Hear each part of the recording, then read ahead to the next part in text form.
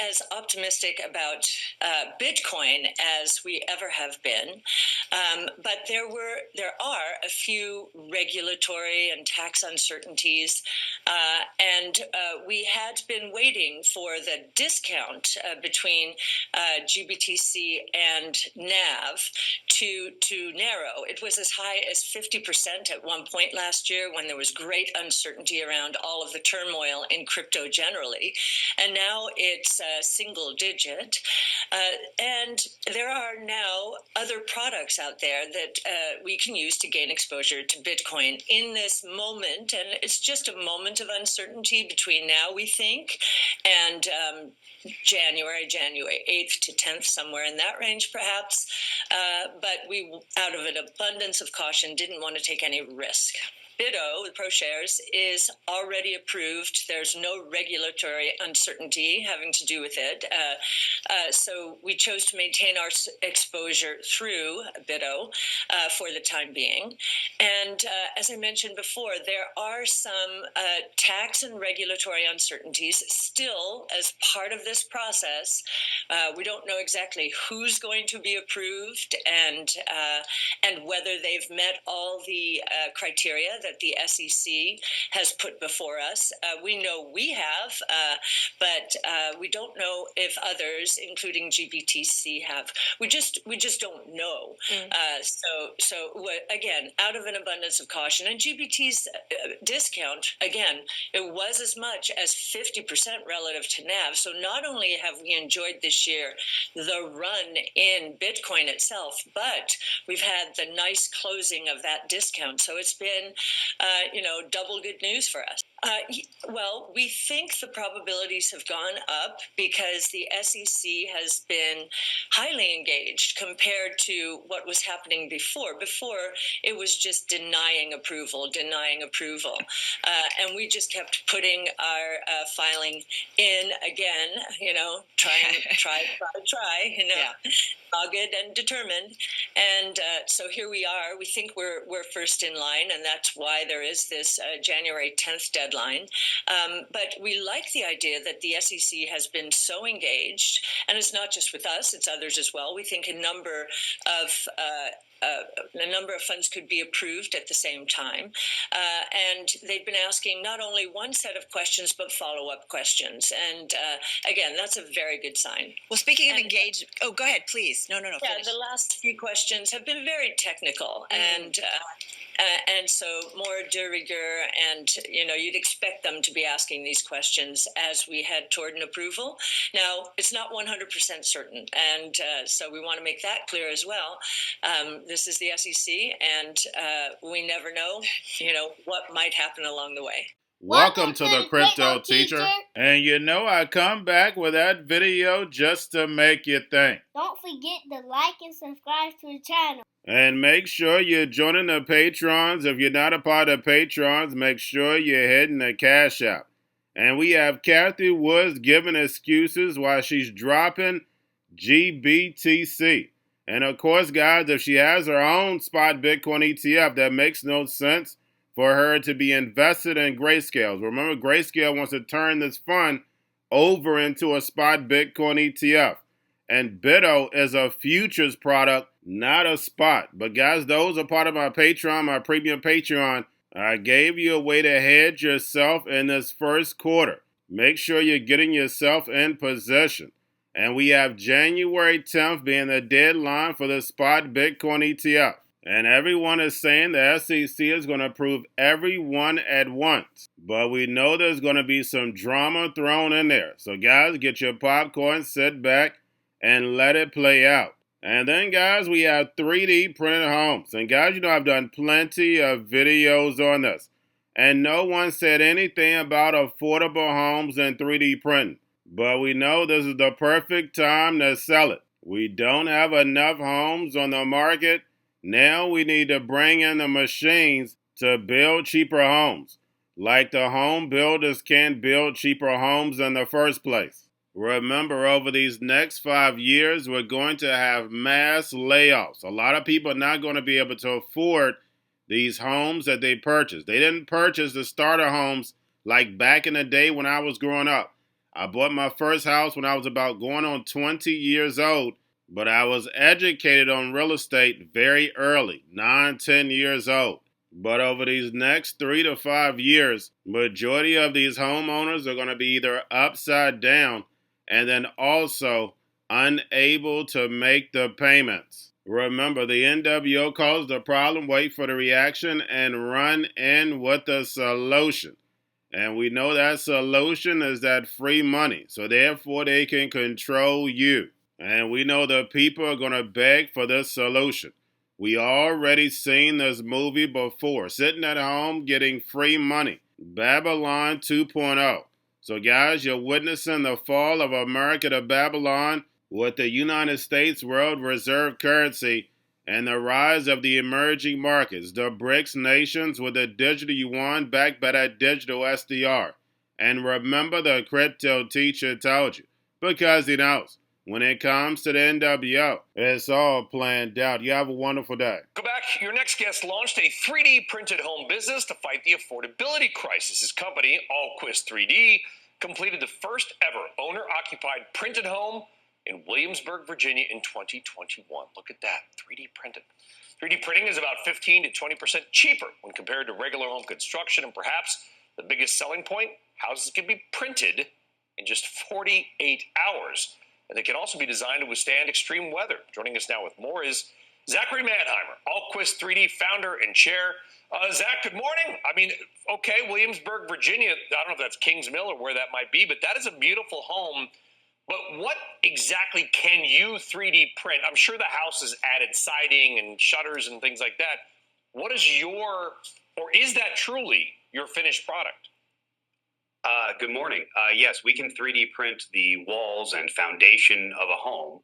There's more of a home that we can print as well, made out of other materials besides concrete. But our focus at the moment is 3D printing the exterior structure of that home so we can get that done faster and more affordably. Yeah, and I'm watching some videos that you have on your website. I would imagine that when I look at a nation, not just here, but around the world, that has a housing shortage, you can probably be a big part of the solution because particularly in some emerging markets, there's got to be massive demand for not only well-built to extreme weather, storms, etc., but low-cost homes that can be easily replicable. That's exactly right. And we're seeing the demand from all over the world. I mean, here in America, we've got a housing shortage between 4 and 5 million homes. Globally, that's even much larger. And we here in America are focused on where we live in a country where wealth generation is largely based upon home ownership. We need to get folks back to the American dream of owning a home. And we've gone far away from that for decades. And if there was any weird silver lining to COVID, which of course is a weird thing to say, it's simply that it finally showed a light on how bad the housing crisis actually is, not just in major cities, but in small communities across the country. Yeah, it certainly is. Median home, we're looking at some of the housing stats. Are your homes built out of concrete? I'm watching the video. It's your 3D printer is just kind of layering. It almost looks like a gigantic tube of toothpaste. What is the material? What are you building this out of? There it is. We're not using Crest or Aquafresh just yet. So the house doesn't smell minty fresh? I'm sure we could do that at some point. But right now, it's a concrete mix. So we use certain additives to make the concrete stronger, to make it lay down faster so that we can print faster. But at the end of the day, this is largely concrete. It's a concrete structure. And we've been building concrete structures around the world for hundreds of years. This is simply a different method of doing it. Instead of pouring it in a form with traditional concrete, we extrude it with a giant robot, which is weird. But otherwise, it's a very similar product as a concrete structure. Now, that tube look that you're seeing, that's what it looks like if we don't touch it. There's a lot of different nozzles that we've designed. You can do different designs for the exterior or interior walls. Obviously, you can paint it, you can dye it. There's a lot of different looks, and that allows for the flexibility of this brand new technology that's just emerging. You know, we've only been 3D printing homes in America for about 5 years. It's still very new. We're at the very beginning, and we discover new things every single day as we do this work. Going to a different economy, and we're going to be learning more about that as we go. But clearly, we're learning that things can be done from remote locations. We're learning that technology can replace people even more than we thought. We're not going back to the same economy. We're recovering, but to a different economy, and it'll be one that is more leveraged to technology. And I worry that that is going to make it even more difficult than it was for many workers. In Silicon Valley, and my friends who work in technology know that what we did to the manufacturing workers, we are now going to do to the retail workers, the call center workers, the fast food workers, the truck drivers, and then even bookkeepers, accountants, insurance agents, lawyers, and on through the economy. So what happened to the manufacturing workers is a very clear sign. And so we'll import Chinese-based CBDC technology. So it's going to be CBDC in a box provided to you by the People's Bank of China. But every stock, every bond, every currency, every commodity, every piece of art, every private business, every piece of real estate will eventually be a token on a blockchain, an entry on a ledger, permanent and immutable. We will have truth instead of trust, and we will save over $7 trillion a year. 6 to 8% of global GDP is wasted by the friction of the trust industry that's necessary when you have dual entry accounting. With triple entry accounting, which is what a blockchain is, we get rid of all of that friction. It's a beautiful future. Like what you see in China and their social credit scoring systems, right? If we get identity wrong, it could be a tool to enslave humanity. And if we get it right, it could be a tool to liberate humanity. And as an American, I'm obviously rooting for the one that's on the side of freedom. Bitcoin is an international asset. And also, I do believe the role of crypto is, it's digitizing gold. I actually believe this technology is going to be very important. Look at it. We have been part of the huge revolution in investing through ETFs. We believe that ETFs will be changing the whole way we invest. Many people still use it as a means, people are investing it for indexing. No, the majority of people who are putting money in in ETFs are active investors that are buying exposure. The entire bond market is being transformed as we talk right now. I believe the next generation for markets, the next generation for securities will be tokenization of securities. And if we could have that distributed ledger that we know every beneficial owner, every beneficial seller, we all have our code of who's buying, who's selling, instantaneous settlement. And think about it, it changes the whole ecosystem. Chinese bank ICBC has been hit by a ransomware attack, and the U.S. Treasury market, as a result of that, has been disrupted. This, according to the Financial Times. We're getting at more right now with Bloomberg's Shonali Bassick. Shonali, what do we know? Listen, we have the Financial Times now reporting that ICBC, one of China's largest banks here, was hit with a ransomware attack.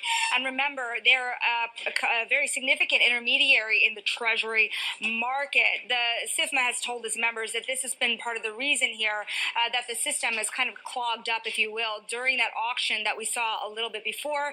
The attack had prevented ICBC, according to the Financial Times, from settling Treasury trades on behalf of other market participants. A large executive at a major bank also telling the paper that such a large party on the fixed income clearing corp creates major concerns, potentially impacting the liquidity of Treasury markets. Now, it was not just a poor auction. It was absolutely lousy, and when the dealers have to step in to save a treasury auction, that's a rare occurrence. And Cryptoteacher and the new World Order book, plus the 3 kids books, It's Time to Re-Educate. Also, new to cryptos, Coinbase, Bitrue, Binance. Do not forget book links and crypto links are in the description. The stock channel, guys. Don't forget to go like, subscribe, spread everywhere. You have your Kobo, your chip stocks, your banking, your gaming. While everybody's sitting at home, get home stocks, the Seaver, the biotech stocks. And while everybody's at home wishing they were still getting that free money, what are they doing? Drinking and smoking weed. Don't forget about those stocks, and you have a wonderful day. The most powerful person in the world is the storyteller. The storyteller sets the vision, values, and agenda of an entire generation to come. Steve Jobs. And guys, I truly believe in this. When you look at the New World Order, they're the storytellers. And that's the reason why I wrote my New World Order book. But guys, now it's time to change the current generation.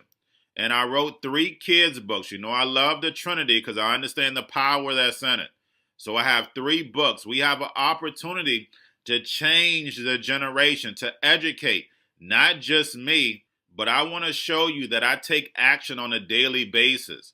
And I want you to take action on a daily basis. Whether it's your job, whether it's in your community, we have an opportunity right now to educate the masses. I posted this on my Twitter account. Please share, but this is a short clip of the 3 books. There's going to be a clothing line and action figures. Please get these books for your kids, nephews, cousins, friends, so therefore we can start the re-education now. Because as we see, the 4th Industrial Revolution foundation is definitely here. Robots, algorithms, drones, taking humanity out the picture. We have to re-educate. But let's get into the video. Part 1. King Joshua and Grandma Tam save the village. Part 2. King Joshua and Grandma Tam save New York from COVID 33. Part 3. King Joshua and Grandma Tam goes to China. It's mandatory to get part 1, part 2, and part 3 of this series. It's time to re-educate Generation Z.